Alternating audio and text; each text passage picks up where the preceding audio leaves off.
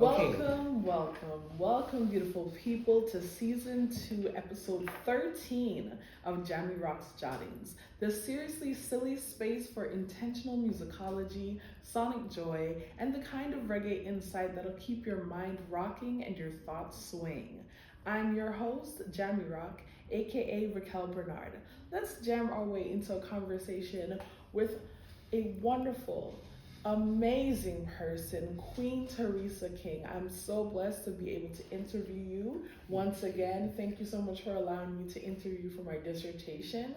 And I'm very excited to have this follow up conversation, not only together, but with the public, with the listeners of Jahmi Roc Jotting.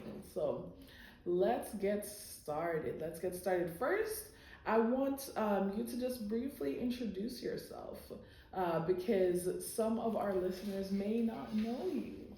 Well, first, I'd like to thank you for having me on. Of I'm course. so honored and I'm so proud of you Oh, for thank you. what you're doing. Any black woman that's stepping out and into her space, create your space in the world.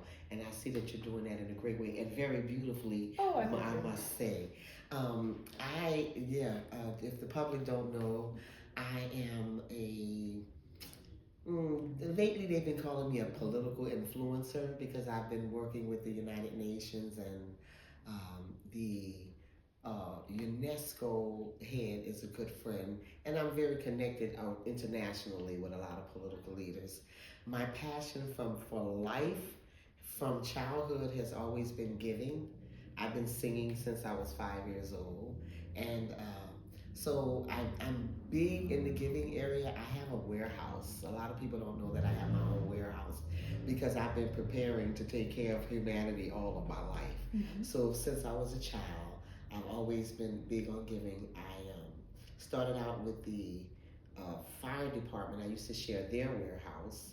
And then the City of Refuge in Los Angeles, church, used to have a huge church. They don't have a huge church anymore, but when they had that big warehouse, that was my first place where I started filling up a location. And now I have my own location. And so I take care of a lot of people and I help people solve problems. I received the Pacific Palace AIDS Awards for the fire victims and many other awards. And I was um, the Grand Marshal for Orange County's Black History Parade. So that was an honor. And I think my biggest honor probably was the Community Pride Award, the Congressional Community Pride Award. So I've received lots of awards for the work that I do in the community, and I'm still doing it. And so Right. that's what I do. I'm very passionate about community and helping people to solve their problems. I guess that's about it for me. I love to sing. I write. I produce. I'm great. I've been doing that since I was 5, like I said. So I'm doing the music and the community stuff. I guess that's probably for the most part as far as my passion. I love speaking, and I've been doing a lot of that and speaking the truth. I'm connected to the Global Intelligence Agency, and I get real truth from them, and I share it with the public. That's That's it. right. That's right. And you talked about music. And my first question for you is what inspired you to pursue music and how has your background shaped your sound and style? Well, pursuing music was a given because my father was a bass guitar player and my mother was the lead in the choir. So she Hmm. was a choir director and I was born in the pulpit. My godfather was the pastor. Hmm. So musically, it's always been there. And when you sing as a child, you always dream about doing singing on a stage or doing Hmm. something special. And so yeah, it was natural for me to be inspired to pursue music, and the people came as the spirit led because I'm Right. very spiritual. So, for example, 30 something years ago, I met Kenny McLeod from Hmm. Black Hole. He's worked with Tupac and all kinds of people since then, but yeah, he has platinums under his belt. He became like a brother. Nice. So I've always had access to studios and now I walk around with my own engineer. So yeah. Now the other one was um Inspired. What was the other second part of that question? How has your background shaped your sound and style? Got you. Okay, now let me tell you this. My jazz from the New Orleans area. That's where I was born in New Orleans. So I have that jazz thing going on with me. But I fell in love with reggae at a young age. 15 years old, I heard my first third world song. And then I was about 16 or 17 when I heard Steel Pulse and then Gregory Isaacs. And so it was a wrap after that, you know. Wow. So yeah, that's my reggae flavor and my jazz flavor. And they both mix in my style and in my music. You can hear, both of them in my music. So I produce, and I love producing jazz and I love producing reggae. I don't know how it is, but I have to blend them together. And it's because of my background. I married an islander. And so I was married over 20 something years to someone that was into reggae music. Right. And so it's all I heard in my life and, Mhm. that kind of thing. So that answers that one. For sure. And can you share a defining moment from your early experiences as a performer or songwriter? Can I define some? Share a defining moment from your experience as a performer or songwriter. Okay. I think the defining moments as a performer or music writer for me, I mean, I wrote my first song at 5, but Arthur Brown, someone that's played with everybody, George Clinton and so many Gap Band and this one and that one. But anyway, um, I was humming one day. No, he was playing. I think he was just like playing on the keyboard, and I started humming the song "This Too Shall." I didn't know the song. I kind of wrote it right there on the spot because I write Right. everything on the spot. I love that. I love hearing music and writing to it at the same time. And so yeah, he said, "Come back tomorrow and let's write this song." And he started with a tick, tick, tick, tick, tick, tick, tick, tick, tick, tick. And I had never known how music was written like that. So when he did that, I was like, wow. And so I watched him build the song Right. right there before my eyes. That was my defining moment to know that I wanted to produce some music. That's awesome. That's Yeah. awesome. And how does spirituality guide your approach to music creation and performing? You know what? Spirituality and spirit is frequency, just so you know my processing, right? Spirit and frequency is the same thing. So everything is spiritual for me, and so it guides me. I'm very scriptural based in my walk of life because that's my foundation. So it all comes together. All things are working together, and Right. that's my processing. So it's a part of it. It guides me. It teaches me. It hey, the frequency controls everything.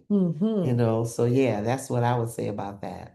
You started to talk about this already when you mentioned that you write songs on the spot while you're hearing the music. Mhm. But can you walk us through your songwriting process a little bit more, especially how your intuition influences your music?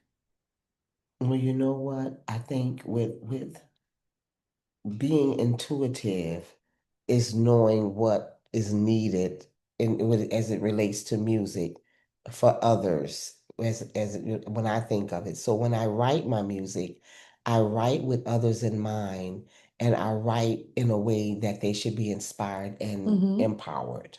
So I try to create, I don't try, I do. Yes, I absolutely. create empowering music for people. And so I think, am I answering that right? Yes, of Okay. course. Of course, of course. And take me to those times when you are collaborating with others. How do you decide which frequencies or arrangements will make the best impact? You know what? I don't have a decision-making process on that. I just believe that what's coming out of me is for those who are going to hear it.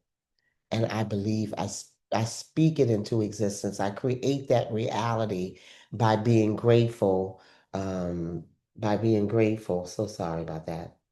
By being grateful for the process and also for the benefit of the listener.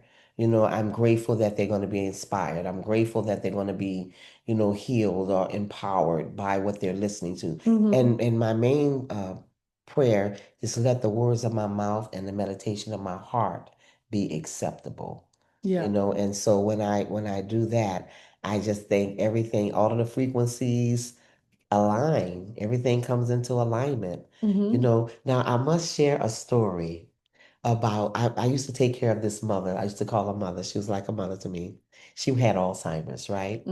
And I created Positivity, the song. I was getting ready to go into the studio and I was tightening up on one of the verses. And she came into the kitchen. Now remember, she has Alzheimer's. So she said, "See them ladies over there?" And she pointed over by the studio area. And she said, I said, "What ladies, mother?" I'm like, "What ladies? What are you talking about?" And she said, "Those two ladies over there." I said, "What they doing?" She said I forget what she said they were doing. They were talking about something. But at the end of the conversation, she said that something about the youth. They was talking about something about the youth. And I was like, "Mother, what are you talking about?" I kind of dismissed her. But later on, when I got in that area, because I was trying to finish up, I leaned back and I thought about the youth. Maybe the spirit was kind of guiding me to make this song palatable to the youth. And so I created a little rap to it and put it. Hey, I nice. wanna do the process and I'm Hey, gonna pass the test because I'm hey. gonna do my best. I'm gonna walk upright in the battle and the fight. So I did that little thing. They laughed at me in the studio, girl. They say you don't know nothing about rapping, but they love that part. Uh-huh. And so anyway, the song is called Positivity and it's out there on YouTube. You can go and check it out. But it was inspired by Mother to just put something on it for the youth, and I changed it up a little bit for her. Nice. Yeah. That's beautiful. That's so beautiful. And let's kind of jump into more about, who the music is for, right? And about how music allows you to address and combat injustice. I was actually in my dissertation seminar yesterday, and they read the chapter that I wrote about yourself and the other empresses and Wow. queens of Los Angeles. The Yes. first draft. You'll see the final draft when I get it Okay. together. All right. But one person in particular loved what you said about how you combat the injustice of keeping critical thinking away from people. So the problem of trying to keep people from being able to critically think, and they would Exactly. love that and they wanted to know more. So I ask you, how do you use your music to address and combat the issue of keeping critical thinking from others from being Exactly. good? Talk about it in my music. I talk about, I make them think. You know what I'm saying? You have to make them think because, like I said, they don't want us to have critical thinking as a so therefore they don't give you all of the truth. Because if they gave you the pieces, you would think and come to clarity and to know this, that don't look right. That ain't right. You know what I'm saying? Because you thought about it. But they just want to rush you into whatever it is they're trying to push you, whichever direction that is, which is always a negative one. But for my music, I make sure I address the issues that at hand or the issues of things that we should know about, and I speak it with power and with Right. authority, it's your life, life, people know that it's your life, and I have one called Power in Your Words, you know, um, yeah, I need to put that out. I need to put that power in your words out. But just knowing the power, they don't tell you the power of what you say, and how it can really affect your life. So anyway, watch what we see, all of that kind of stuff. And so anyway, I say things to make people think, and it pushes them into critical thinking, which empowers them and better their lives. Anybody that's thinking about their life is going to better it, but they want you thinking about other stuff, Right, that's right. you Let's know. check your low battery right there. Okay. Right. So, in Yeah. your view, what makes reggae such a powerful tool for social change, particularly for women? Well, reggae music itself is the most powerful music on the universe. I think it's very spiritual and it motivates people for change. It lifts them up. It kept me out of depression. You know, when they deliver those lyrics, they talk about life, reality, truth, and reggae music is very powerful. It's a very powerful music. And yeah, the Jamaicans, shucks. Jamaican people are just down to earth. They're earthly. Everybody love a Jamaican man. Everybody love a Jamaican. So it's no problem with, yeah, that reggae music is my life. It has been for many years. And you can hear it. We've got to change our ways. We've got to change our ways today. We've got to change our ways. Mhm. We've got to change our ways some way. We've Mhm. got to change. So yeah, everybody, that's my song, but there's so many out there that reggae artists produce that just inspire Right. you. And that's what reggae music does. Beautiful, beautiful. And let's take it to you a little, even just even more, right? And Right. the place we're in, we are in Long Beach, right? So I want to know a bit more about your impact. How would you describe your impact on the Long Beach music scene and broader community? Well, Long Beach has been my home since I came to California. Now, you may not know this, but they used to do a Bob Marley Day back in the day. And Bob Marley Day was something that I ran for a girl who her name was Barbara Barabino, remember? Uh-huh. And and yeah, I connected her in the community and I was advisor. I've been advisor to politicians in Long Beach, but I know the mayor and I was really close at that time. And so I was able to get the convention center and I was able to get Budweiser to sponsor it. And we did these big concerts at the Long Beach Arena until we Mhm. didn't. They stopped in 96, I think was the last one. Okay. But it was a big impact on the reggae music scene Yeah. because Long Beach was like the home for reggae music. You know what I'm Okay. saying? Yeah, it was the place every year. People came from all over the world to come to that concert. Hmm. And so, yeah. And then, but I also at the same time I used to take the fire department, police department, and we would go through the streets for the holidays and bless everybody in the community. Beautiful. We'd find out, they get listing and give the wish list of one family on the street, but everybody would park on that street and just unload on the street, all the Hmm. neighbors, and everybody was blessed. Then we go to the next house. So I was doing the reggae stuff and the community giving even Right. back then. Yeah. Have you inspired other artists, especially women and youth in the area? Oh, of course. I used to do these women's conferences over at the Mm. Reef, right next to the Queen Mary. I used Oh, to do motivating the motivators, girl. okay. And not only that, but I built such a good sister nation. I used to call them sister queens, that women would have babies and we would do the baby showers. You know what I'm Oh, saying? Or somebody would be moving into a new apartment and we would get together and do the housewarming. You know what I'm hmm. saying? So I had some young women in that, and they sprouted off working in youth departments. And then a youth who I'm most proud of has grown up to. She owns her own facility now doing with medical facility, but she was someone that we went to church together at the City of Hmm. Refuge. Uh-huh. And so we're still close today. But yeah, lots of women that I have helped to start their own Hmm. businesses and they come back and thank you. One girl, Brandy Forbes, she said when she stuck a key into I think it's Bay, I forget the name of her line, Bay something. Oh, I don't want to say the wrong thing, and then people gonna go looking for stuff.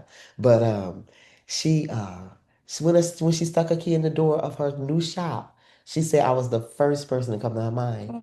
All I did, and it doesn't take much to invest in somebody, you guys, really. All I did was give her the money to get her labels done, her bottles done, you know what I'm saying? Because she started out small, Hmm. mixing her oils and whatever, and she just needed to brand it, Right. and start selling a little bit by little bit. You could Right. do it with t-shirts, anything. But yeah, I've helped quite a few people to start, even nonprofits. I'm on the board of a breast cancer organization. Okay. She knew nothing. She was scared and shy to speak in front of people. Now she's at the top of the Google. My sister, my Hmm. friend. If y'all want to check her out. Yeah, Tony Greer. So I started her out as well. And she has always been around. That's been probably 20 something years ago, 30 years ago. Hmm. But yeah, I'm definitely into giving back and empowering women. Okay. Okay. Awesome.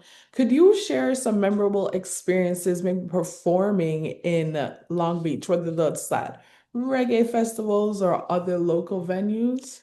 I think if we're looking at reggae from, because I did the Long Beach Reggae Fest last year, but when you're talking about a memorable moment, um, it was at a Bob Marley Day when I was on the stage, and it wasn't a singing, it was an interview with, and his name is slipping my mind, but he's the founder of Bob Marley.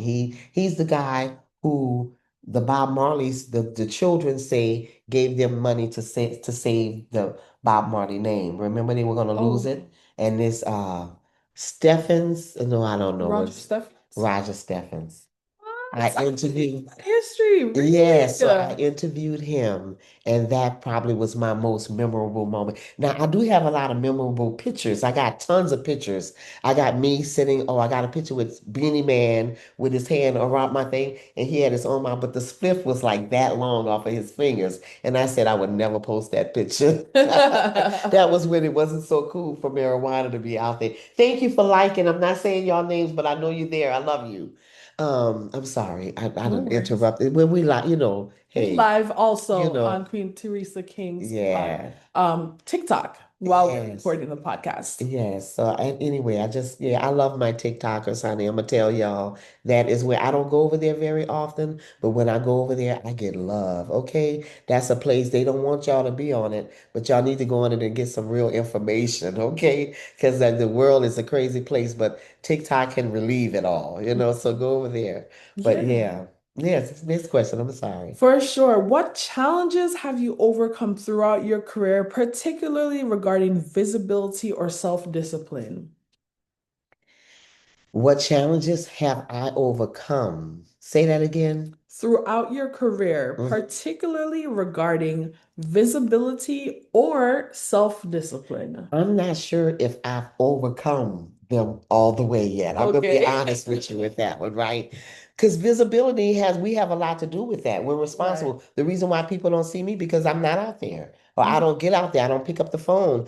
I very seldom post on my TikTok page. You Mm-hmm. know what I'm saying? So if I picked up the phone more, or if I put stuff up on YouTube or Mm-hmm. whatever, I would be more visible. Mm-hmm. So it's my fault that I haven't, and I'm not sure if I've overcome that, but I think my overcoming it, I need to come into a better understanding that what I have to offer is needed Right. and necessary. Right. So if I'm not addressing that and making myself available, woe is me kind of thing. Mm-hmm. Now, the other part of that question was The self-discipline part. the self-discipline part. Some areas I've mastered self-discipline, but this one I haven't. So I need some help. So what I do, take deep breaths and I speak to the universe because I need the universe to take care of it. So now, in doing that, because you got to stay grateful, you got to stay positive, you got to stay uplifting, got to stay joyful, all this stuff you have to do. But that causes the manifestation of your desired reality.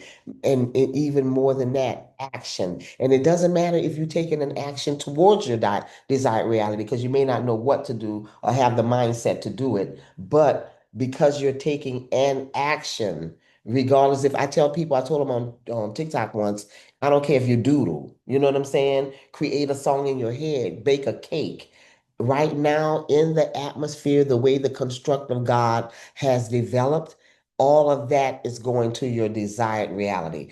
Because your frequency outweighs your action now. Used to Mm-hmm. be your action outweighed the frequency, but your frequency, you didn't even have to have no action and stuff will come through the door. I Mm-hmm. sold somebody last year. Why somebody give me a car? 2 weeks later, somebody gave me a car. Wow. But the situation, somebody called on the phone. They didn't know I needed a car. They didn't know my car, whatever. But after I got off the phone with them, it's like, hey, I gotta go do this with you. Still doing the nonprofit? Yes, I am. Well, I got a car parked down in the thing. Can I give it to you? Bye, Very y'all. It nice. was there. So it's like that. That's how the manifestation comes. Keep your positive vibes up and you'll get what you desire. Nice. And let's talk a little bit about a vision for the future. Where do you see reggae music heading over the next few years, both locally and globally? Reggae music is getting to be at the top, on the top of the world. Everybody, and things happen for a reason. God is in control of everything. But this rise of the Jamaican people right now, where they're in the front line and everybody's looking at them and how they're shining. You see what I'm saying? Mhm. That's attractive. People being more attracted to good stuff, positivity, enlightenment, empowerment, kindness. It's all about love. Apply the principle. I have a song that I'm going to release called Kindness. But the Jamaican people are kind, Yeah. and people are seeking for kindness. They're seeking for meekness and temperance and endurance.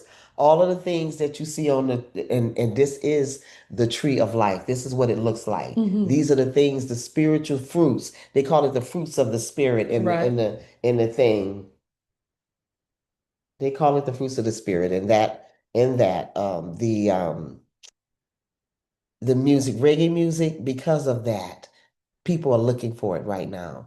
It Hmm. moves you, it grooves you, you feel it. There's nothing you can't do to it, with it. So reggae music is going to be on the top of the world and it's coming quickly. If you notice, everybody's adapting to it and putting a little of the flavor in their music. Right. You hear all of the Cardi B and all of them, you know what I'm saying? They all sounding like Jamaicans now, putting a little reggae in the stuff and the flavor. So yeah, it's going to be on top of the world. That's right. That's right. How would you like your legacy to influence the next generation of artists and activists in Long Beach and beyond? How would I like it to influence Hmm. in a positive way, in a way that is life changing, in a way that would change the lives of many? I'm not, yeah, no little nothing with me. It's got to be big. Right. So it would be in a big way. I would hope that people would take the chances and step out of their comfort zones, even me. But for me, my desire to take care of people was so, so big to where it grew, grew, grew, and grew. I used to get 12 pallets a week from Albertsons. You Wow. know what I'm saying, of the deli department. So Wow. everybody was eating, in the community through me. And I love to see other people see how they can do that because it was so simple to start. It used to be Lucky's back before it was Albertsons. Hmm. I just went to the manager at the store and started asking for their day old bread or pies or whatever you all could give me. And I would pick it up once or twice a week. It's been too long ago.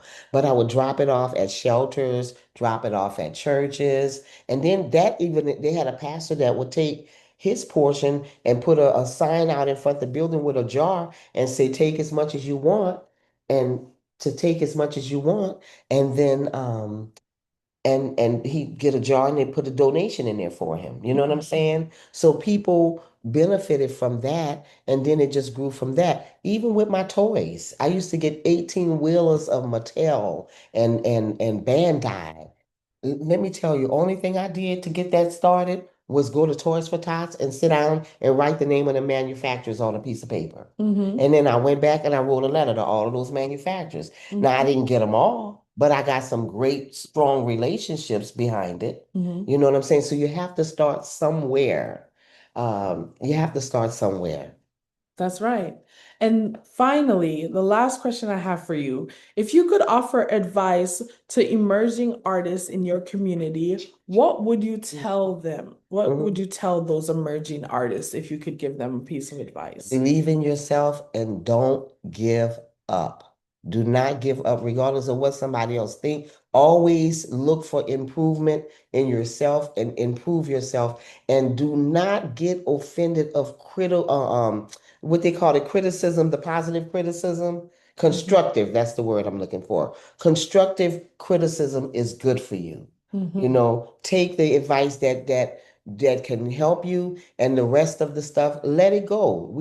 We hold on to stuff too easy. Right. You know, let it go. And not only that, but don't let your drive be your high. You know what I'm saying? You be driven, and I mean driven to the point of what some people might call you a hustler. You know what I'm Right. saying? But just be driven. Let that drive be your guide. That's right. Mhm. Thank you so much, Queen Theresa King. I really appreciate you. It has been an honor to Thank you for interview you having me. again. Big thanks to Tanisha, our makeup artist today. Big thanks to Calvin, owner here at VIP Records Long Beach. I appreciate you. Big up to Shelby Mott, 215 Galactic, for helping us with room setup. Give it up for Shelby, everybody. Yeah, Shelby, what's your last name? Can he find you on TikTok? No. You better go over there and get on TikTok and say hi to my family. Okay? All right. All right, So Shelby Macho. thank you Look out all. for him. I appreciate you. This has been Jahmi Roc, your host, aka Racquel Bernard. This has been the 13th episode of the second season of Jahmi Roc's Jottings. Hope to let you listen in again next week. And again, big thank you to Queen Theresa King. Thank you, my Blessings, love, peace, and honor. Bless up and keep jamming.